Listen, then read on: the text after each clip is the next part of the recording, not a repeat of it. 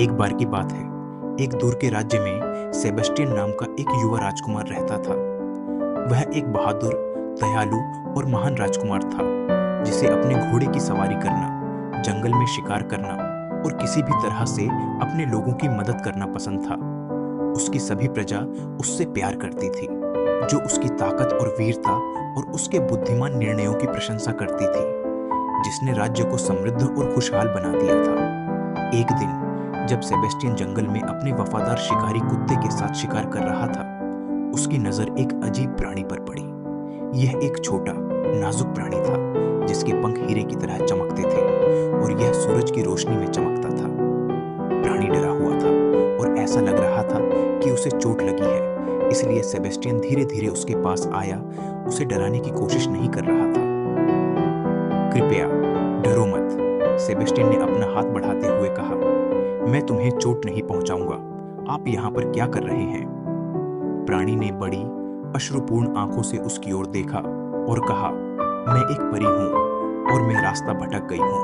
मैं परियों की रानी से मदद मांगने के लिए उसके पास उड़ रही थी, लेकिन मैं जंगल में खो गई। मुझे डर है कि मुझे कभी वापसी का रास्ता नहीं मिलेगा। सेबेस्टियन को उस छोटे प्राणी पर दया आ गई और उसने उसकी मदद करने का फैसला किया। चिंता मत करो, उन्होंने कहा, मैं तुम्हें परियों की रानी के पास वापस जाने का रास्ता ढूंढने में मदद करूंगा।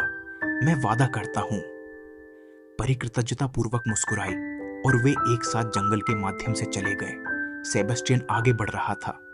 वे घंटों तक चलते रहे और सूरज डूबने लगा। वे थके हुए और भूखे थे, लेकिन उन्होंने हार नहीं मानी। अचानक उन्हें दूर से एक धीमी रोशनी दिखाई दी और जैसे ही वे करीब आए, उन्हें एहसास हुआ कि यह एक खूबसूरत महल से आ रही थी। देखो, परी ने इशारा करते हुए कहा, वह रानी का महल है। हमें अपना रास्ता मिल गया है। सेबेस्टियन आश्चर्यचकित था। इतना भव्य महल उसने पहले कभी नहीं देखा था। यह बेहतरीन संगमरमर से बना था और कीमती रत्नों और सोने से सजाया गया था। महल हरे भरे बगीचों से घिरा हुआ था और हवा फूलों की मीठी खुशबू से भरी हुई थी। जैसे ही वे महल के पास पहुंचे, परी अचानक बहुत घबरा गई। मुझे डर लग रहा है, उसने कहा। परियों की रानी बहुत शक्तिशाली है और वह हमेशा इंसानों के प्रति दयालु नहीं होती है। मैं नहीं चाहती कि मेरी वजह से तुम्हें ठेस पहुंचे। लेकिन सेबेस्टियन डरे नहीं। वह जानता था कि उसे परी की मदद करनी होगी, चाहे कुछ भी हो। चिंता मत करो, उन्होंने कहा, मैं तुम्हारी रक्षा करूंगा। वे महल में दाखिल हुए और परियों की रानी उनके सामने प्रकट हुई। वह सुंदर थी। उसके लंबे लहराते बाल थे, जो सोने की तरह चमकते थे और आंखें हीरे की तरह चमकती थीं। उसने सेबेस्टियन और परी की ओर कठोर भाव से देखा और पूछा, तुम्हें यहाँ क्या लाया है? सेबेस्टियन ने उनकी स्थिति बताई और बताया कि कैसे वे परी से मदद मांगने के लिए महल में आए थे। रानी ने ध्यान से सुना और फिर मुस्कुराई। आप एक बहादुर राजकुमार हैं, उसने कहा। बहुत से इंसान एक परी के लिए अपनी जान जोखिम में डालने को तैयार नहीं होते हैं, लेकिन आपने खुद को योग्य साबित कर दिया है। मैं आपकी इच्छा पूरी करूंगा और परी की मदद करूंगा। सेबेस्टियन बहुत खुश हुआ। उसने अपने जीवन में कभी इतना सुख अनुभव नहीं किया था। परियों की रानी ने परी की मदद की और सेबेस्टियन ने उसे पूरे दिल से धन्यवाद दिया। जैसे ही वे महल से बाहर निकले, परी सेबेस्टियन की ओर मुड़ी और बोली, मेरी मदद करने के लिए धन्यवाद। आप सबसे बहादुर राजकुमार हैं जिनसे मैं कभी मिली हूं। सेबेस्टियन मुस्कुराया, गर्व और खुशी महसूस कर रहा था। उसने एक नया दोस्त बनाया था और उसने साबित कर दिया था कि वह एक सच्चा हीरो था। उस दिन से वह जरूरतमंद लोगों की मदद करता रहा और एक नायक के रूप में उसकी प्रसिद्धि पूरे राज्य में फैल गई। लोग उससे और भी अधिक प्यार करते थे और उसकी दयालुता और बहादुरी के लिए उसकी प्रशंसा करते थे। साल बीतते गए और सेबेस्टियन बड़ा हो गया।